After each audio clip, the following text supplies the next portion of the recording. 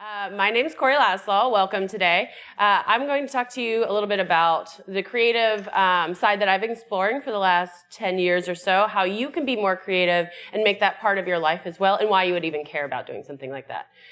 If you don't know me, I've been around the Android community for a while, Android GDE, and I also do sketchnoting. So I'm going to talk about that a little bit here. And if you actually sketchnote, please try for this talk. That would be great. I would love to see your sketchnotes of it. But let's get started. So the thing you're probably thinking is, I'm not creative and I really don't care. I've never thought of myself as a creative person. This isn't something I can learn. Why am I even in this talk here listening to this? But I'm going to show you throughout the slides here that you actually are more creative than you expect you are, and how we use creativity in our everyday lives in technology. So I'll draw some parallels there. But basically, if you think about what we do as software engineers, we don't just take code snippets from Stack Overflow and then paste it into Android Studio and hope everything works. At least I hope you're not doing that. Yeah, sometimes maybe. But that's not really, you don't just like copy paste. That's not what a software engineer does. You have to learn and research a bunch of stuff and combine those into new ways of doing things. And really at its heart, if you think about what creativity really is it's a different mindset for how to think about how to do things in life. So basically it's taking information you already have and maybe some new information and combining those in unique and different ways that people may or may not have done in the past. But that's basically you using your creative ideas to come up with things that you can do and solve in your life. And we'll talk a little bit more about that later as well. But if you look at the definition here, this is basically what I'm getting at. It's talking about taking what you already know, some rules, some patterns, and things like that, and combining it in new and different ways to be able to come up with something new and interesting. And that can be not only just something like creating a piece of art, it can also be creatively living your life. For example, I've been on a creative sabbatical for the last 3 months, and I rearranged my life in a way to make that happen. And it's like, that's what creativity is. It's thinking about things in a different way, from a different angle, and using that to come up with a solution. And another thing that you probably are thinking is, I'm either born with creativity and art abilities, or I'm not. It's just, I could never do this. I'm magical. That person has magical skills. So if you see someone like Chuki sketchnotes and you're like, those are just amazing, I could never do that. I was there the day she started sketchnoting, so I've seen it evolve over time. She actually learned this skill, as did I, by practicing it. And I'm going to show you some of my awful drawing. So this is my drawing of myself this year, before going through a book called Drawing on the Right Side of the Brain, which if you haven't read that book, I highly suggest picking it up. It's, I'll talk about it a lot throughout this talk, most likely, but basically it's talking about how you, instead of trying to draw a specific thing, it's more how to think like an artist and see like an artist so that you can capture stuff. So on the left side, that was me drawing myself from looking through a mirror, and then again, I've been on a creative sabbatical, so I've been dedicating a lot of time to drawing, but this was 2 months later. And that's a pretty marked difference. And I've tried to go through this book 3 different times. I always get stopped on the perspective chapters. Not because it's hard, but it's because I feel like I already know it, and then I stop doing it after that point. So hopefully this week I'm going to continue on past perspective chapters. But yeah, so the idea is, for example, here with my scarf, see how there's like a little triangle? It's looking at the negative spaces and drawing those, and then the rest of the picture just kind of happens to come out of it over time, basically. So that's kind of how she teaches you to think about stuff. So it's a different way of looking at it, so you can actually start capturing what you're seeing in the moment. But the reason why we can do this is there's brain science, neuroplasticity. Basically, you actually have the ability to completely rewire your brain to make things easier for you over time. So if you think about the first time you used a new architecture pattern, it was really hard, you didn't know where it was, or maybe when you were first learning Kotlin, you didn't know where to stick the right things. You had to work your way through it until you finally learned a way that worked for you. And then you were able to do that and access that a lot faster. So basically, you create these super highways over time by practicing particular skills. And creativity is one of those skills you can practice. And another thing people usually think is, I can't make a Van Gogh painting or anything like that. Probably not, neither can I, but creativity and art is not exactly the same thing. So creativity is a prerequisite for art. Yes, you need to think about things in an interesting way to be able to capture it, but art is different. It's more of a artifact that comes out of creativity. But there are other outputs that could come out of creativity as well. Like I said, like basically arranging a 3-month travel schedule in which I could just travel the world and speak at conferences and stuff. That's a creative way to do things in your life, for example. But yeah, so art is scary. Everyone's like, oh, emotional beauty, emotional power, this isn't something I can create. But that's not what we're talking about here today. If you want to do art, and that is one of the mediums you can definitely pick up to practice your creativity, and we'll talk about more of what I've done and what you could do as well, but that's not the only path to creativity. And this one is a little bit more of what I was talking about. Basically, it's just this definition of art is practicing skills, and then you get better at it over time. Sweet. So that's just the little bit of why you might care. But we're going to talk about your brain and also some of the benefits that are going to happen from you practicing creativity. Now, I want to stress that if you came here for this talk and were thinking, she's going to tell me to do this one thing, and then you are going to be a creative person at the end of this, and this is exactly how it maps to my software engineering practice, I'm sorry to disappoint. The thing with creativity is it ends up permeating everything, and it's a little hard to say, well, I'm better at this because of that, but I'll talk about some of the things I've noticed over time that have emerged from the last 10 or so years where I've been trying to draw poorly up until fairly recently, and also did a lot of photography. But this is some of the benefits, and I'll go through them. Obviously, expression is pretty important to humans. We've been doing it forever. Cave paintings all the way through now. Software is another form of expression. And if you have 2 software engineers and you give them the same problem, they're not going to come up with the same solution, because each person brings their biases, their past, their knowledge, and their ability to research and find stuff in new and interesting ways to come out with the thing that you have at the end, or the output.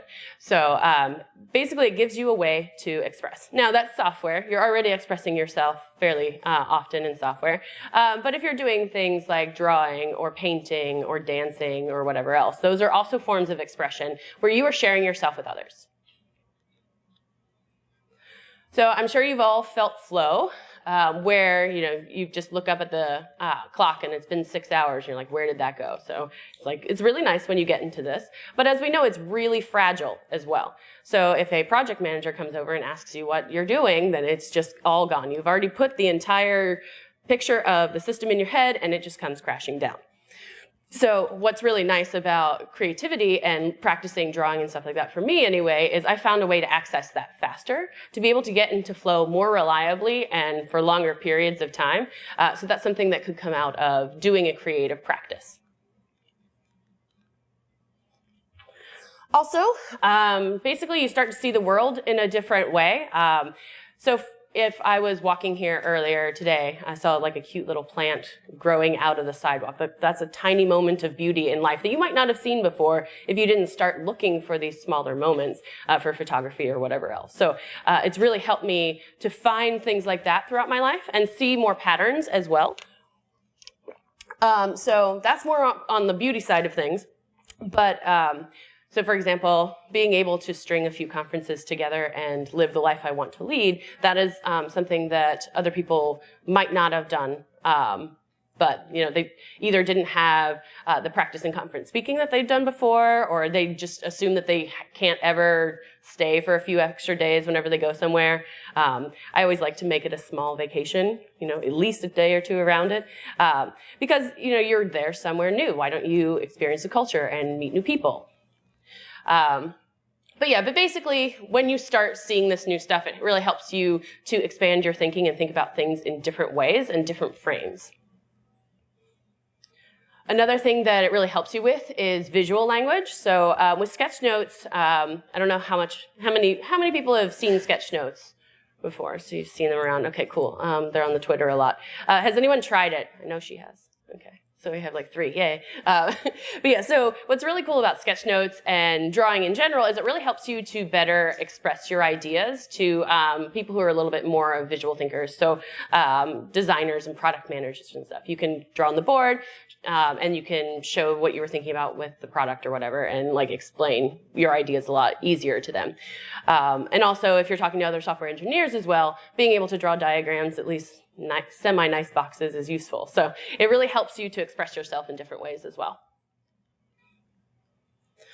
So the idea behind learning transfer is basically you learn something and then over time it kind of builds into something else. So with reading, when you learned your letters, you started learning then how to put them together in words, and then you started learning how to put them in sentences and the grammar and everything behind that. But what they don't teach you directly is comprehension and critical thinking around that text. Those are emergent properties that you get from studying those smaller things. So when you're doing creativity, other stuff like that happens as well. So one of my favorite examples of this is thinking about Steve Jobs. So he took a calligraphy class in college, then he dropped out. Basically, that shaped his entire view of computing forever, and it made iPhones and iPads and all that sort of stuff. All of that came from his dedication and love for the beauty of fonts. And that is not something that you would normally think, oh, fonts, obviously it shaped all of Macintosh, but it did. That's his inspiration behind a lot of what he did.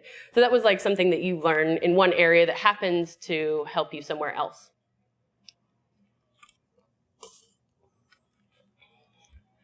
Also, it's a lot more sustainable. I don't know how much you work, but I don't like working more than 40 hours. I've definitely been at jobs where I have, and life gets super out of balance. But what's really nice about having something to go home to is you have something to counterbalance the stress at work. So if you come home and you take photos for an hour, or you take photos the entire commute home, or you come home and draw, it really helps you to unplug and have a more balanced life and be able to so it's kind of cool because not only are you unplugging from work, but you might give yourself enough rest to actually start solving the problems for work. So if you were banging your head against the desk for a while and you couldn't solve something, then you went home and you just go create for an hour or two. At the end of that, you might have a moment where you're like, oh, that's how I solved that, or a shower moment or something. So actually giving your brain the ability to rest really helps you to be better at your jobs as well.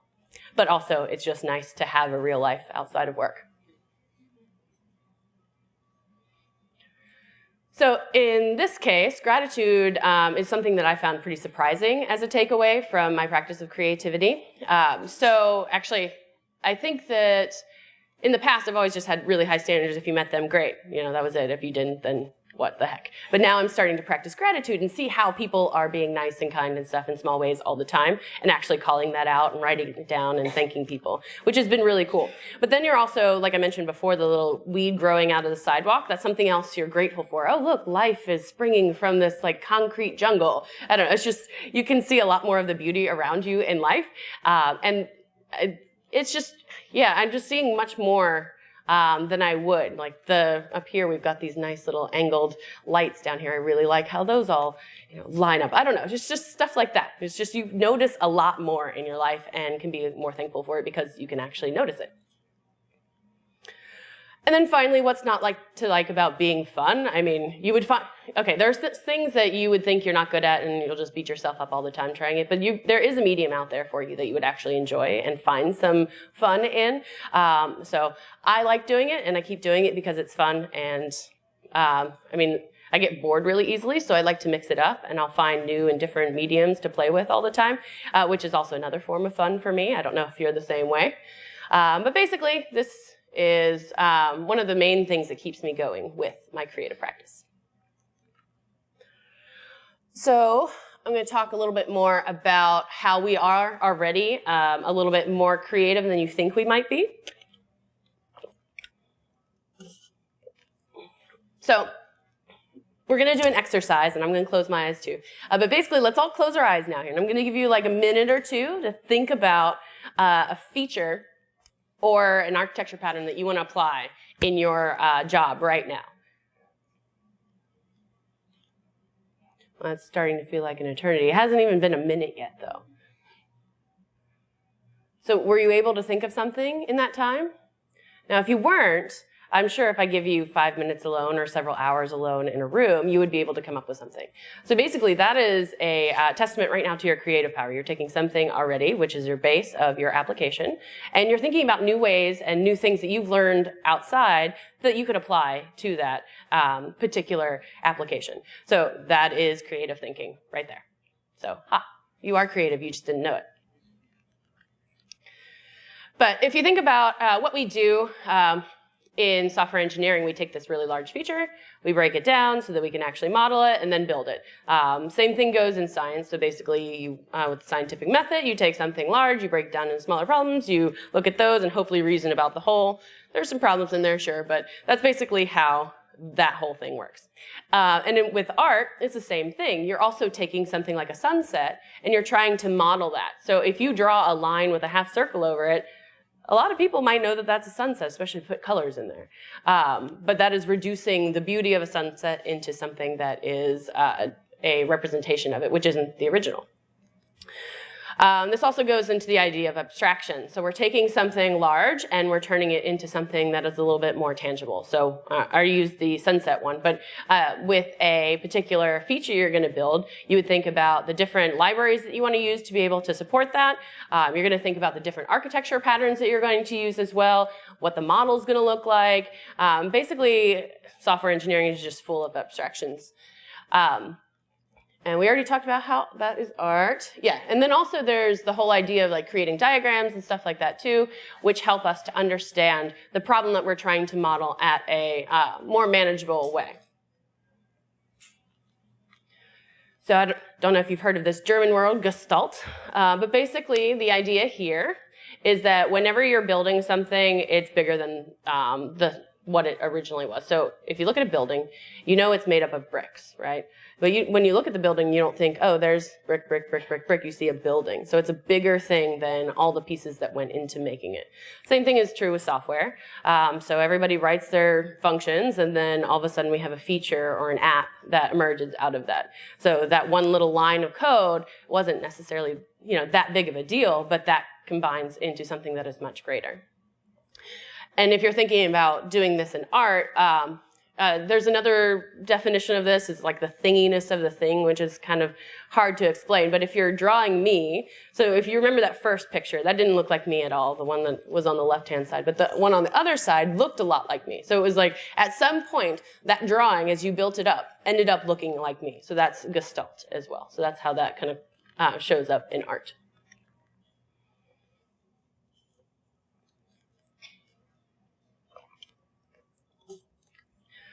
And if you think about software, basically all we do is satisfy constraints all the time. So business has only so much money, they have only so much time, they want something done. So we have to be creative within those constraints all the time. So they're like, here's this large feature that we want you to do. And we're like, well, no, we can only do half of this in that time period that you want. Or you could pay us more money, or, basically you have to be creative with the types of stuff that happens with the constraints that you are working with. Basically, it's a toolbox of things that we already know and can use. So basically, you use the tools in research, then you combine that in new and different ways. And we have to be creative in software because, basically, I think, I'm just trying to think, there's so many examples of times when people have been like, I need this thing in a week. And you're like, well, we can do this small subset of that and it will be pretty much the same thing that you want, but we'll actually be able to do that without burning everybody out. So that's a way that we're using constraints satisfaction inside software.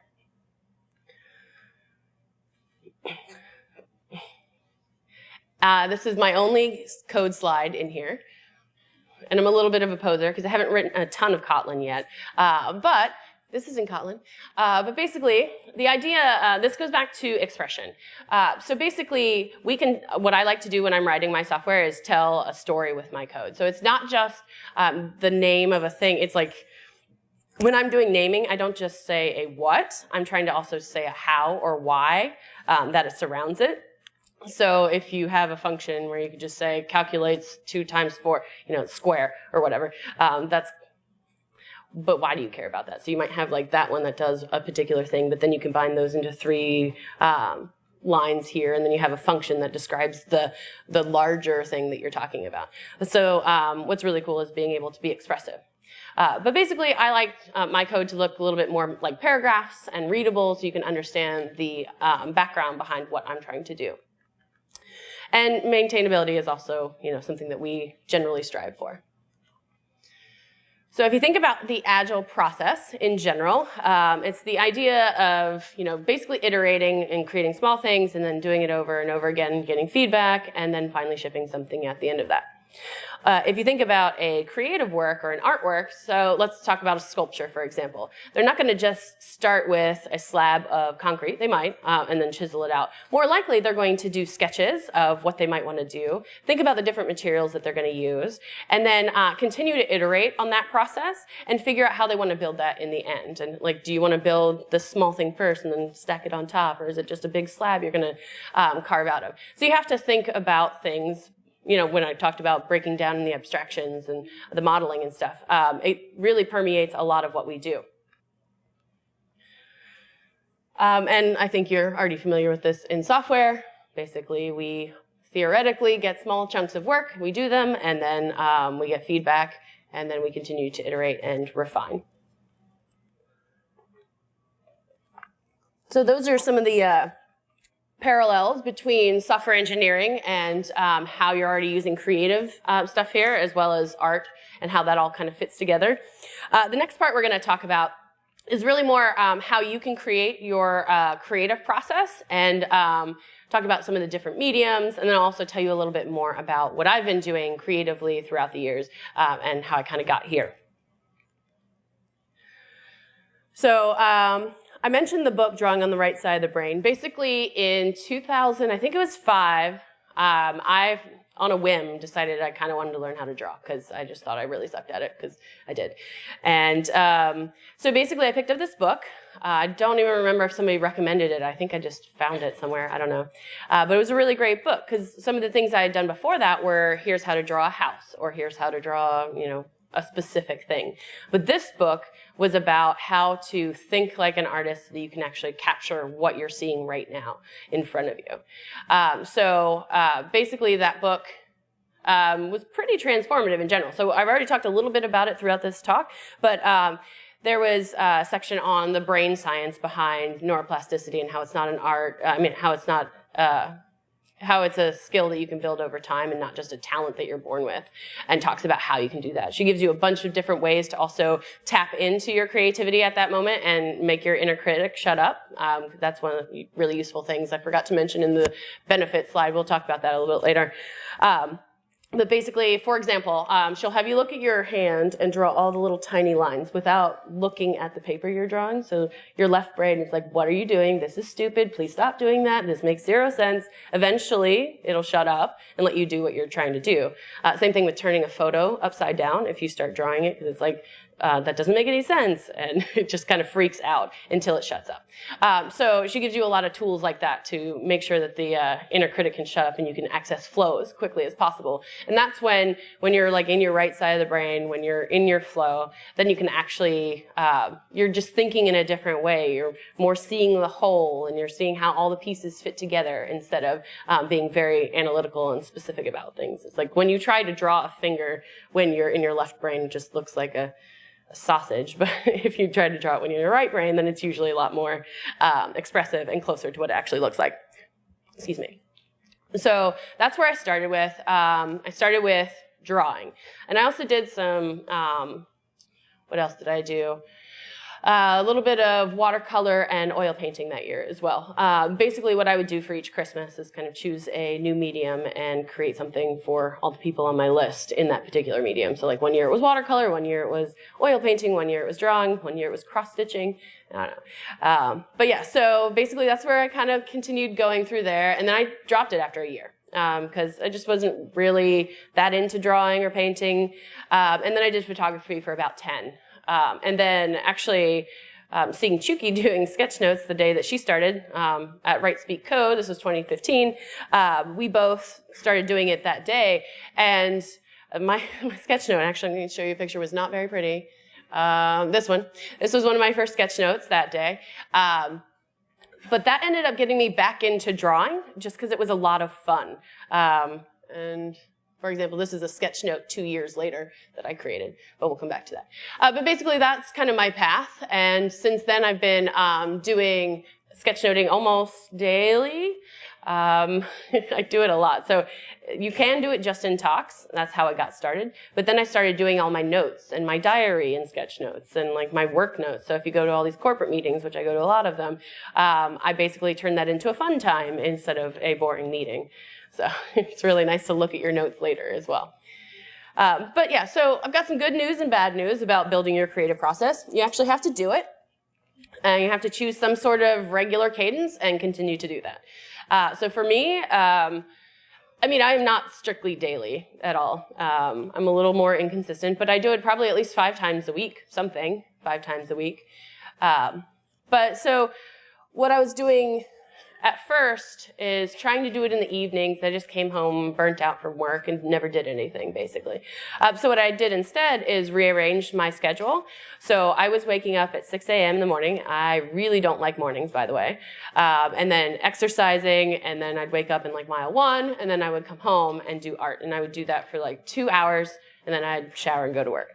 So I found that that was actually really nice because it gave me a lot of time for myself in the morning. So I felt like more of a human instead of just a factor of production, which was really nice. So you might not want to completely schedule your entire life around creativity, but I would highly suggest it, or at least giving yourself some more time in the morning for yourself. It doesn't have to be a creative project. But yeah, so that's what I've been doing. Also, like I mentioned, I'm on a creative sabbatical right now. It's probably going to start being productive again. Not that creativity isn't productive, but I've been, for the last 3 months, basically drawing every day and going to museums in London and just kind of hanging out. And that was mostly what my job was for a while, which was pretty cool. But now that you have like an idea of how often you want to practice, you're also going to want to choose a medium. So there's a lot of different ones you can choose here, obviously. It just really depends on what makes you passionate. For me, that was more drawing, and sketchnoting and stuff has been really cool. I still really like photography, so some of the stuff, all the pictures, here we go, like that's pictures of graffiti I took in Brazil. I also like painting graffiti-esque sort of things, which is fun. But basically, it's kind of endless. You could do dance. I've talked to some people about how like creative dance choreography stuff, what they've been doing. That's not something I really could do, but is there anything that you really wanted to do already that you thought you suck at and you don't want to try it because you're afraid? You could try and not show anyone, and then you've just tried it and it's great. But yeah, so basically you just need to choose something. I like to go to an art store, buy random stuff. And then start figuring out how I might be able to use that in something. I've already talked a little bit about sketchnoting, but it can definitely look overwhelming at first. But the idea mainly is that you're just taking words, sometimes in pictures, to describe what you're seeing. So if you look at this one, for the most part, I mean, there is a few small pictures in here, but it's mostly just large words. So that's where you can start. I like starting with big, basically title sections for each header or whatever. Then already you've got a sketch note. And then you'll find that you might enjoy it and continue to expand and draw some more pictures and think about stuff. Also, there's a book called the Sketchnote Handbook and then the follow-up workbook. Highly suggest those books as well. Basically, it talks about starting with sketchnoting as going to conferences and how to do that, and it's got a lot of great tips on how to do that. So I read that soon after I first started with sketchnoting back in 2015. And I think that that was pretty transformative, as well as like how to organize my notes. I think that that's something that really freaks people out at first. They look at the end product and they're like, how did you get there? I just literally almost every time go left to right. I just fill it in progressively as time goes on. And then it kind of looks cool at the end. And you just kind of have to guess. I'm like halfway through the talk. How much more do I think I need space-wise? So you just kind of like hand wave, and then it ends up being a finished product at the end of it. Yeah, what's really cool about sketchnoting is that it's not only just creative, it's also very practical because it helps you think, So this is why it's more practical. So there's basically studies around your retention whenever you're doodling, just normal doodling, this isn't even sketchnoting, when you're in a talk, can help you pay and retain more information when you're done with it. So you get 29% more retention at the end of just doodling. Now, it might even be higher with sketchnoting. I have no science behind that one, but it's really cool. But now, one caveat here I'm going to say is that you'll encounter a little bit of anti-doodling bias. People will think that you're not paying attention, that you're being lazy, that you're zoning out. I find that I actually am hyper-focusing whenever I do that. instead of not paying attention. I actually have some people who have seen me sketchnote at conferences, and they're like, I thought you weren't even paying attention at all, and you never looked up. But then, you see the thing at the end. Obviously, I was paying attention because I was able to capture what was happening in the talk in the sketchnote. But sometimes people will give you a little bit of crap for it, especially if you're in like a meeting. But I just ignore them and do it anyway. What's really cool about it, though, is basically you're taking both the left and the right brain at the same time, and because you're being a little bit more creative with the way you're doing it, but you're also still capturing the analytical side of it as well at the same time. But yeah, so if you look at where I was sketchnoting-wise and where I've come, I think you can easily make the you can see here how it is actually a skill that you can build over time. So I just definitely think of myself as not an artist, not a person who can draw very well.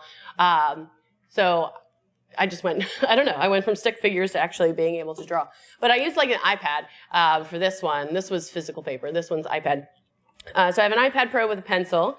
And there's two different apps I really love using for that. One is called Procreate, and that's the one I used here. And the other one is Paper 53.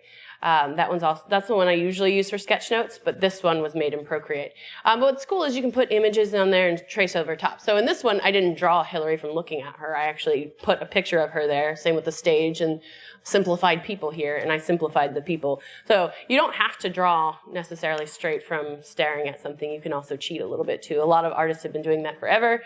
Van Gogh really wasn't good at drawing for a long time. He used this projection thing for a while, and then eventually he learned how to draw it when he went to school for it. But you don't have to have every perfect skill to be able to create things. But yeah, so practice sketchnoting if you want. It's a lot of fun. I mentioned this a little bit before the inner critic. Basically, I don't know if yours is really loud. Mine's a jerk. She says mean things to me all the time. But whenever I'm in like creative stuff, it's a lot easier to just kind of silence that and move on and continue to just do and create and stuff. And at the end of it, you might still critique what you created, but it's still a lot of fun and it's really cool. So I think, yeah. Sorry about that. All right, and then as far as inspiration, there's a lot of ways you could go on this. So I personally like to take classes. I've taken a lot of random classes on, actually I've never taken a drawing class, I should do that. But I took a class called Drawing Games earlier this year, and it turned out it was actually just ways to collect inspiration. So we came in and did a walk, she called it a collection walk. So we walked around the neighborhood and took photos of stuff is what I did, and also drew things. Other people brought in leaves they thought were pretty or whatever. Another thing was taking all these printed out pictures, and half the class brought pictures, half the class brought captions, and then we had to figure out how to put the captions onto the photos, which were actually, that was a really fun exercise. So it was stuff like that, or she would say, draw a circle, draw a square, draw a triangle, and then at the end of that, and erase this, erase that. Everybody in the class had a very wildly different piece of art. So it was pretty interesting to do that. I also have another artist friend who basically she wakes up every morning and does something creative. So and then she starts working at noon.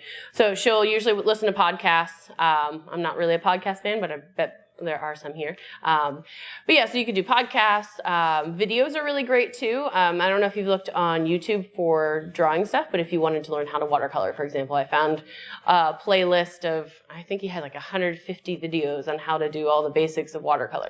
So basically you could learn pretty much any medium you want for free online. Obviously there's movies and documentaries and all that other sort of stuff too. The one thing I really want to work on is meeting new people that are in the artist space. I really don't know how to do that yet. Most of my friends are technologists. But I think maybe if I go to gallery openings or something, I might be able to find some of them. But basically, you can find inspiration in a lot of different places. And like I mentioned earlier, I really like to go to art stores and just buy random stuff. So I highly suggest doing something like that as well.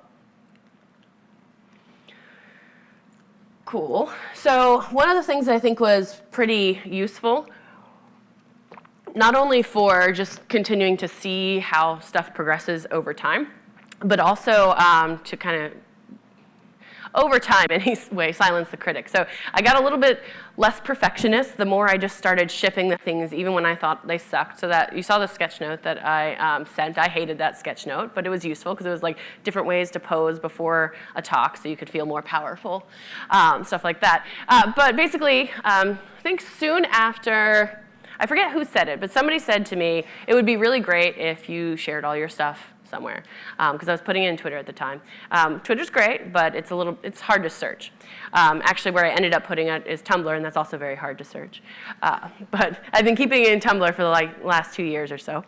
But now I have an if that takes all my Tumblrs and puts them in Pinterest. So I'm a little happy about having a board instead where I can just kind of look at it visually. But basically the idea is you create it and you ship it. No one has ever said to me, wow, your drawings suck. Why are you doing this? Usually people are like, oh, wow, that's really cool. I wish I could do that. I don't think I can, but blah, blah, blah. So, I mean, you can help others by creating out loud. You can help yourself become a little bit less of a perfectionist. That's one of the other things with sketchnoting too, is if you do it in pen, like there's no erasing with pen. You have to just figure out what to do with the misspelled word you did there. Are you gonna put an arrow or a bow on it or something? So like you have to get creative with that.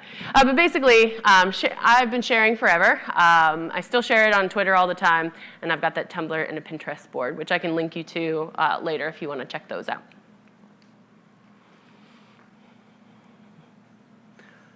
Cool, and this is the second to last slide anyway, but basically, please play around and have fun with stuff. I mean, if you're not, you can be creative with being creative in your practice. But basically, just try to do new stuff. It all counts. You don't have to share it. If it's really scary for you to share and create out loud, don't do that. If that's going to keep you from doing it, please don't. But I found it useful because it really helped me continue to push stuff out because I got positive feedback from people that made me want to keep going with it and experimenting and trying new things. But basically, as we've covered today, creativity is not just for artists. We are more creative than we think we are already as software engineers. I mean, that's kind of our job. And I can't wait to see what you create. Thank you.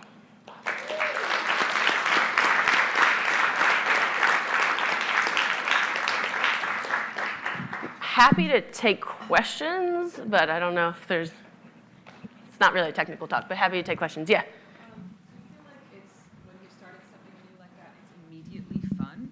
Do you feel like it's immediately fun, or is it sometimes like work? Is it results driven? Like the better you get, the more fun it is, and then it just keeps going? Yeah, I mean, because you don't start out looking perfect whenever you do the first things, like it can be hard, especially with the inner critic being like, you're a jerk, you suck, why are you doing this?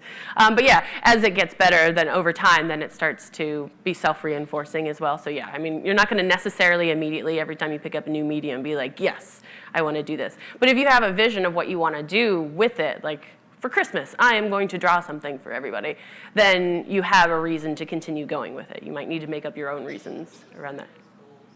Yeah, so goals can be helpful for that, or having a particular project you want to work on. Yes? Bringing it around to like flow state, which you mentioned early on, I find one of my problems with dropping into flow state is like every passing bumblebee, it like captures my attention and I can't actually focus on what I'm doing. Is one of the things that you're advocating that practicing all these other creative outlets allows you to be able to focus more heavily, and is that what drops you into flow state better? I mean, I do think that I am more able to like ignore things going on around me. I'm just trying to figure out if that has always been true or if it's more so after creativity. I don't know. So like it definitely helps you get into a deeper flow state. And then, I don't know, you can put blinders on maybe and like some music so like you can't hear or see as much. But yeah, I think that it does help you get a little bit deeper in flow. I think that I've always been pretty good at ignoring things around me, but I think I'm better now.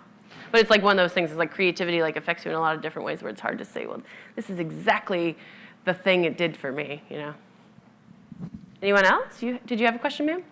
No? No, I thought you did. Okay. Anyone else? Cool. And you're definitely welcome to come chat at me later. Thank you.